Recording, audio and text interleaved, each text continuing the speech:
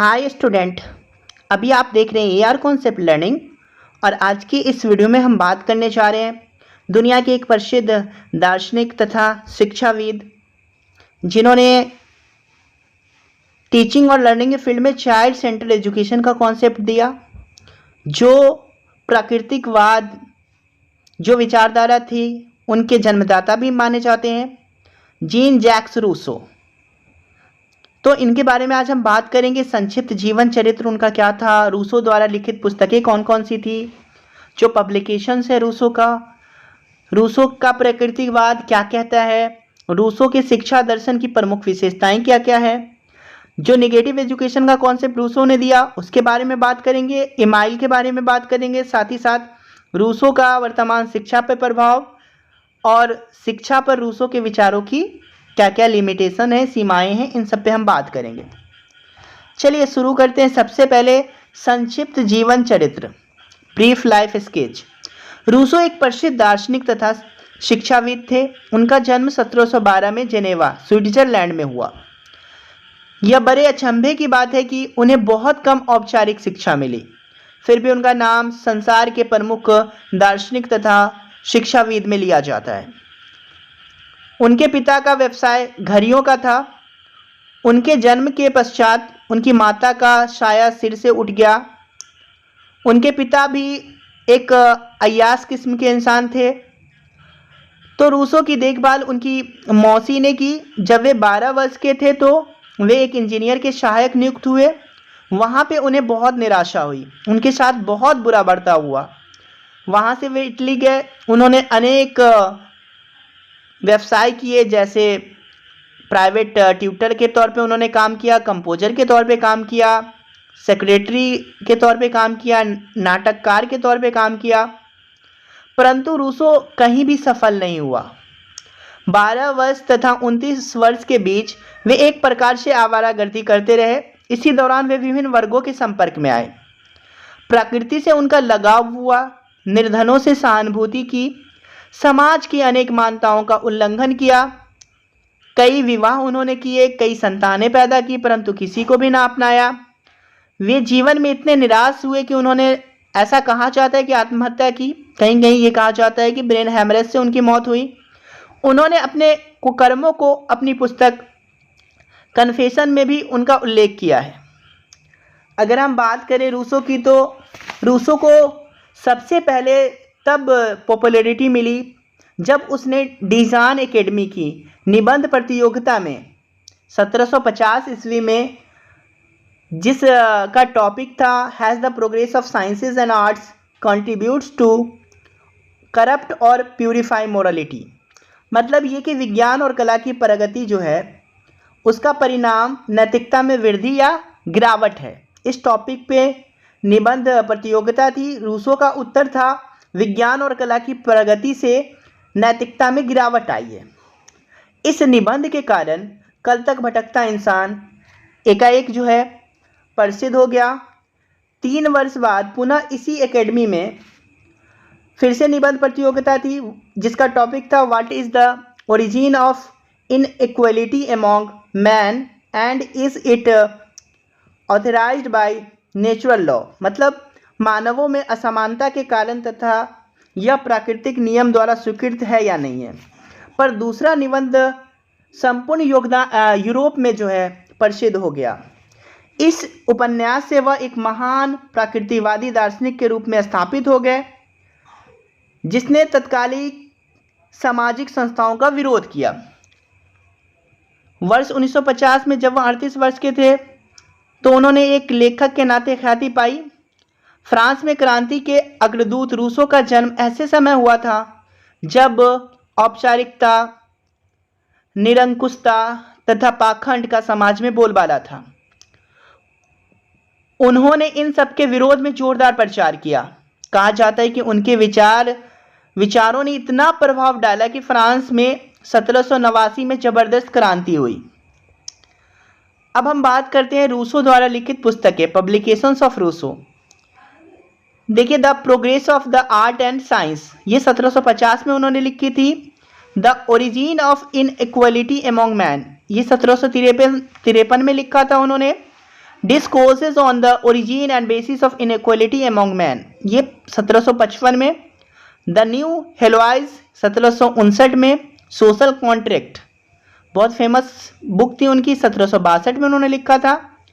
Amyl, या फिर हम कह सकते हैं कंसर्निंग एजुकेशन, जो कि पूरी तरह से शिक्षा के ऊपर किताब थी, 1762 में लिखा था। इसके अलावा कन्फेशन, ये 1767 से 1770 के बीच इन्होंने लिखा था। चलिए अब हम बात कर लेते हैं रूसो का प्राकृतिकवाद, नेचुरलिज्म ऑफ रूसो। तो रूसो का कथन था कि प्रत्येक वस्तु प्रकृति के निर्माता की आंख से अच्छे रूप में आती है, केवल मनुष्य के संपर्क से ही वह दूषित हो जाता है। उनका कहना है कि विधाता प्रत्येक वस्तु को अच्छा बनाता है, परंतु मनुष्य इसके साथ छेड़छाड़ करता है और इसे दूषित बना देता है। प्रकृति में अच्छाई होती है और समाज में बुराई तथा चालाकी होती है। प्रकृति हमें स्वतंत्रता देती है और समाज हमें क्रूर शासन और प्रभुत्व। रूसो स्थापित संस्थाओं का विरोधी था। उनका कथन है, जो साधारणतः किया जाता है ठीक उसका उल्टा करो, तब तुम ठीक पद पे पहुंच जाओगे। मतलब जो भी चल रहा है आमतौर से उसका आप उल्टा कीजिए, तब आप जो है सही रास्ते पे पहुंच जाइएगा, सही मंजिल पे पहुंच जाइएगा। इसलिए उन्होंने संस्थाओं के विरोध में प्रकृति की ओर लौटो यानी बैक टू नेचर का नारा लगाया। रूसो ने स्वतंत्रता, समानता, समता तथा फर्टिनिटी की बात की। अगर हम बात करें तो मीनिंग ऑफ नेचर, रूसो के हिसाब से प्रकृति का क्या अर्थ है? रूसो के अनुसार प्रकृति का अर्थ समाज से पृथकता, मतलब कि आइसोलेशन फ्रॉम सोसाइटी। रूसो ने लिखा है कि नगर मानव जीवन को कब्रिस्तान बना देता है। बालकों की जन्मजात प्रवृत्तियां का स्वच्छंद विकास होना चाहिए, मतलब कि बालकों का जो है नेचुरल डेवलपमेंट होना चाहिए, प्राकृतिक वातावरण से संबंध होना चाहिए। रूसो ने इस बात पे बल दिया कि बालकों की शिक्षा में प्राकृतिक तत्व का सबसे अधिक महत्व होना चाहिए। चलिए अब हम बात कर लेते हैं रूसो के शिक्षा दर्शन की प्रमुख विशेषताएं यानी main characteristic of Rousseau's educational philosophy. तो शिक्षा का अर्थ, रूसो ने कहा है कि शिक्षा आंतरिक विकास है, ना कि बाहर से कुछ प्राप्त किया हुआ। शिक्षा बच्चों की प्राकृतिक शक्तियों तथा आंतरिक योग्यताओं का विकास है। रूसो के अनुसार शिक्षा आनंददायक यानी इंजॉयबल होनी चाहिए, तर्कयुक्त मतलब रेशनल होनी चाहिए, सुसंगत मतलब हार्मोनियस होनी चाहिए, संतुलित मतलब बैलेंस्ड होनी चाहिए और इसके अलावा उपयोगी भी होनी चाहिए। प्राकृतिक जीवन के विकास की प्रक्रिया के तौर पे उन्होंने शिक्षा को माना है। शिक्षा के 3 स्रोत की बात उन्होंने की है, जिसमें एक प्रकृति है, दूसरा मनुष्य है और तीसरा वस्तुएं हैं। तो प्रकृति, मनुष्य और वस्तुएं ये तीनों मिलकर के क्या करते हैं? शिक्षा ग्रहण करते हैं। तो उसको समझाया गया यहाँ पे। शिक्षा का जो दूसरा साधन है वो मानव है, शिक्षा का तीसरा साधन वस्तुएं हैं। अगर हम बात करें तो प्राकृतिक शिक्षा के प्रकार की बात करें तो उन्होंने 3 प्रकार बताए हैं। प्राकृतिक शिक्षा वही है जब बालक अपनी प्राकृतिक शक्तियों के विकास के अनुसार विकास करता है। मानव से शिक्षा का अर्थ उस शिक्षा से है जब बालक सामाजिक वातावरण में शिक्षा प्राप्त करता है, और वस्तु से शिक्षा का अर्थ भौतिक वातावरण से बालक का स्वतः ही अनुभव प्राप्त करना। शिक्षा के उद्देश्य, एम्स ऑफ एजुकेशन।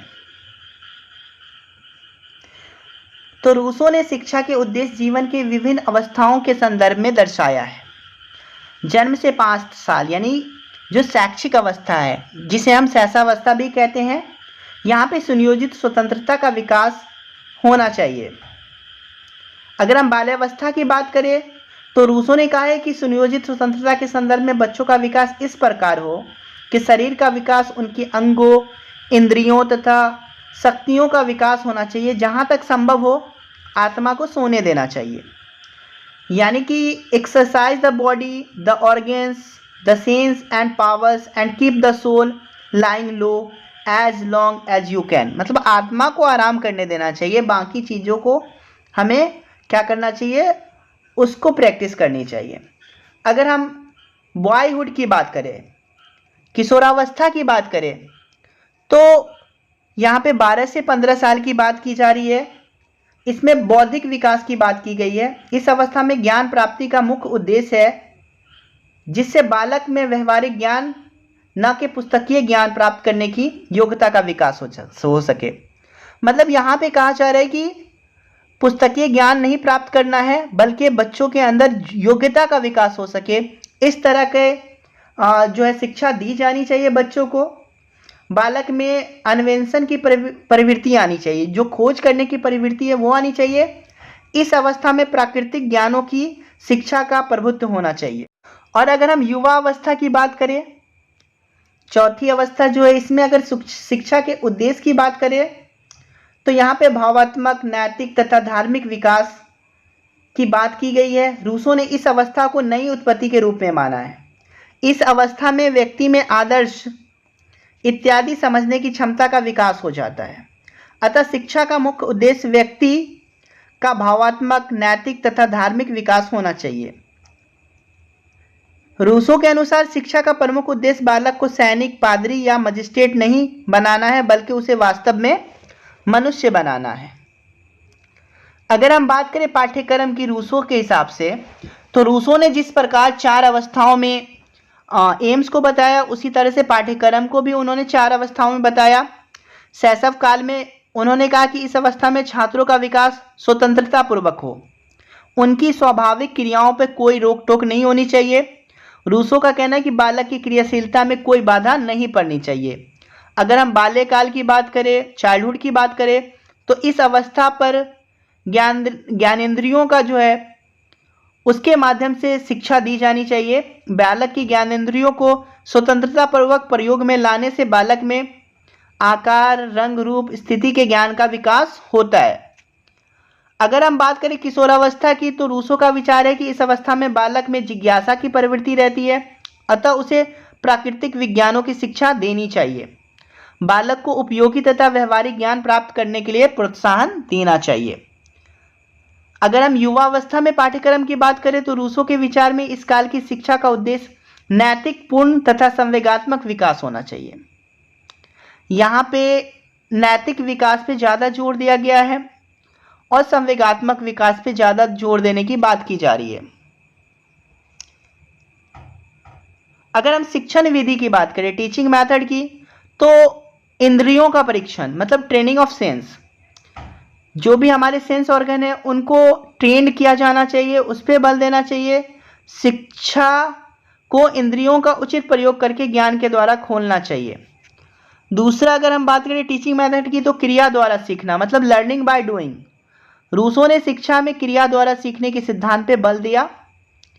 अनुभव द्वारा सीखना मतलब लर्निंग बाय एक्सपीरियंस, जो भी एक्सपीरियंस है, जो भी डिस्कवरीज हैं, उनके द्वारा हमें सीखना चाहिए। ऐसा करने से उनके विचार में बालकों की विवेक शक्ति का विकास होता है। हमें बालक की केवल स्मरण शक्ति नहीं बढ़ानी चाहिए। अगर हम बात करें तो ह्यूरिस्टिक मेथड की भी बात रूसों ने की है, उदाहरण पे बल देने की बात की है। रूसों ने नैतिक शिक्षा में व्यक्तिगत उदाहरण प्रस्तुत करने पे बल दिया है, न कि नैतिक शिक्षा के सिद्धांत पढ़ाने पे। और प्राकृतिक अनुशासन जो नेचुरल डिसिप्लिन है, बालकों को दंड नहीं देना चाहिए। उनका मानना है कि उनकी जो भी क्रियाएं हैं, परिणाम स्वरूप जो प्रकृति है वो उन्हें दंड दे देगी। बालक को किसी भी तरह से कोई भी दंड नहीं दिया जाना चाहिए। रूसों की जो प्रसिद्ध ग्रंथ थी, किताब थी इमाइल, उसमें उन्होंने इस बात को कहा है कि प्रकृति के निर्माता के हाथ से सभी वस्तुएं जो है अच्छे रूप में मिलती है, परंतु मानव के संपर्क में आते ही वे सब दूषित हो जाती है। मतलब प्राकृतिक परिणाम द्वारा अनुशासन सबसे अच्छा अनुशासन होगा। अगर हम वुमेन शिक्षा की बात करें, स्त्री शिक्षा की बात करें, तो स्त्री शिक्षा के बारे में रूसों ने लिखा है कि उन्हें घर संभालना है, इसलिए उनका गृह कार्य में निपुण होना आवश्यक है। रूसों का कहना है कि वे सीने, काटने, बुनने, खाना बनाने आदि में कुशल हो। उन्हें शारीरिक शिक्षा देनी चाहिए जिससे वह स्वस्थ तथा सुंदर बन सके। उनकी शिक्षा केवल पुरुष के योग्य बनने के ध्येय को रखकर ही होनी चाहिए। स्त्री शिक्षा के बारे में रूसों ने इस बात पे बल दिया कि स्त्री का जन्म उसे यानी कि पुरुष को प्रसन्न रखने के लिए हुआ है, अतः नारी का कर्तव्य है कि वह पालन पोषण काज ठीक ढंग से करे रूसो के शब्दों में उच्च शिक्षा प्राप्ति नारी अपने पति, बच्चों, परिवार, नौकरी, यहाँ तक कि प्रत्येक के लिए एक झंझट है। मतलब हायर एजुकेशन फीमेल को नहीं दिया जाना चाहिए according to the Rousseau. Negative education, अगर हम मीनिंग ऑफ निगेटिव एजुकेशन की बात करें तो रूसो ने कहा है कि निगेटिव एजुकेशन उसे कहते हैं जो ज्ञान देने के पहले ज्ञान के ग्रहण करने वाले अंगों को दृढ़ बनाती हो और जो ज्ञानेंद्रियों के उचित उपयोग से विवेक शक्ति को बढ़ाती है। नेगेटिव शिक्षा समय को मूर्खता से व्यतीत नहीं करती बल्कि इससे बहुत दूर करती है। यह गुण नहीं देती, पाप से बचाती है। वह सत्य का ज्ञान नहीं कराती, त्रुटियों से हमारी रक्षा करती है। वह बालक को सत्य की ओर जाने के लिए प्रेरित करती है। जबकि बालक इसको समझने की आयु प्राप्त कर लेता है तब गुण को ग्रहण करने की प्रेरणा देती है कि उनको पहचानने एवं उनकी प्राप्ति की क्षमता प्राप्त कर लेना है। रूसो ने इस बात पर बल दिया कि गुण तथा सत्य के सिद्धांत बालक को नहीं पढ़ाए जाने चाहिए बल्कि प्रयत्न यह करना चाहिए कि उनका हृदय पाप से तथा मस्तिष्क भ्रम से सुरक्षित रहे।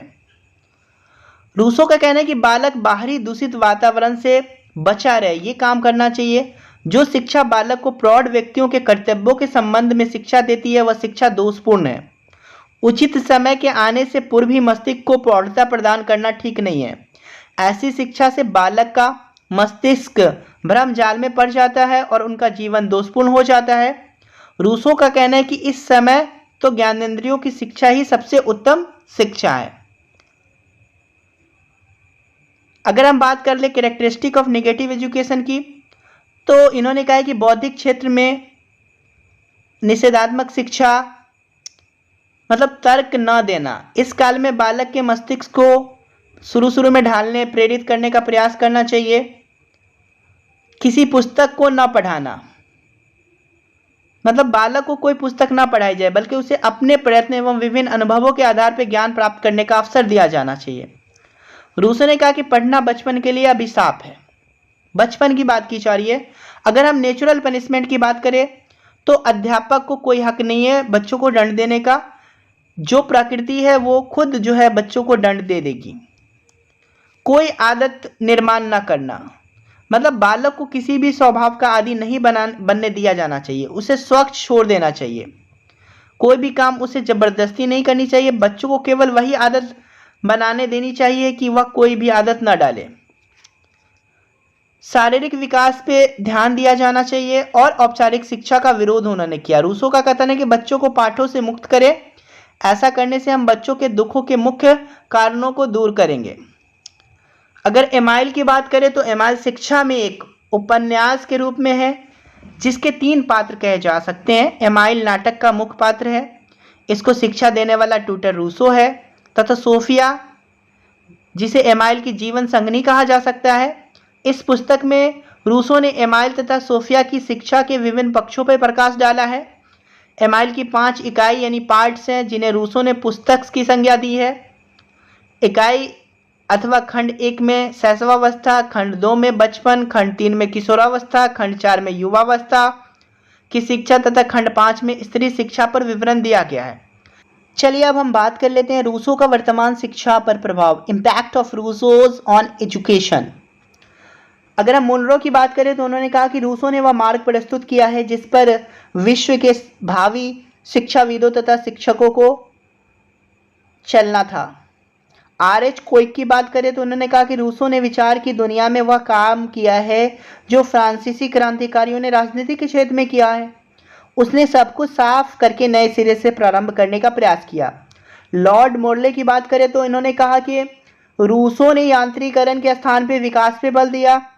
रूसो को एक महान शिक्षा शास्त्री माना जाता है। उनकी विचारधारा से शिक्षा के क्षेत्र में एक क्रांतिकारी परिवर्तन आया। रूसो के शिक्षा संबंधित विचारों से शिक्षा में रूढ़िवादिता कम हुई है। रूसो की प्रसिद्ध पुस्तक एमाइल ने शिक्षा के इतिहास में एक नवीन युग को आरंभ किया। एक लेखक ने ठीक ही कहा है कि हमने अपने युग में वास्तव में बहुत सारे इतिहासकार को देखे होंगे लेकिन एक ही 2 बार ऐसा हुआ होगा जब ऐसा साहित्य जिसका कि मनुष्य के सभी वर्गों पर, उनके मस्तिष्क पर, हर प्रकार और श्रेणी के विचारकों पे बड़ा प्रभाव पड़ा हो। अगर हम बात करें शिक्षा पर रूसो के विचारों की सीमाओं की, यानी कि limitations of Rousseau's view on education, तो इन्होंने पुस्तक को स्थान न देना अव्यवहारिक है। इनका जो है पुस्तक को कम से कम स्थान देने की बात की गई है। स्त्री शिक्षा संबंधित रूढ़िवादी विचार जो है रूसो का था कि स्त्री को शिक्षित नहीं किया जाना चाहिए, हायर एजुकेशन उन्हें नहीं देना चाहिए। जनतंत्रवाद की शिक्षा का उल्लेख न होना, यानी no reference to education for democracy. लोकतंत्र की शिक्षा की इन्होंने कम से कम बात की है। एकांतवास में शिक्षा कहाँ संभव है? Education is vacuum not possible. तो ये इनका जो लिमिटेशन है सुशिक्षित व्यक्ति की निश्चित परिभाषा का न होना, यानी कि no clarification on well educated person. इसका इन्होंने कोई बताया नहीं कि वेल एजुकेटेड पर्सन कौन होगा। सकारात्मक गुणों की अवहेलना, इन्होंने पॉजिटिव वैल्यू को इग्नोर किया है। नकारात्मक सामाजिक दृष्टिकोण को इन्होंने बढ़ावा दिया है। नेगेटिव एटीट्यूड ऑफ सोसाइटी के बारे में ज़्यादा से ज़्यादा चर्चा की है। तो ये सब जो है सीमाएं हैं रूसो के मतलब कि विचार की। अगर आपको हमारी ये वीडियो अच्छी लगी हो तो हमारे इस वीडियो को लाइक करें, साथ ही साथ हमारे चैनल को सब्सक्राइब भी करें।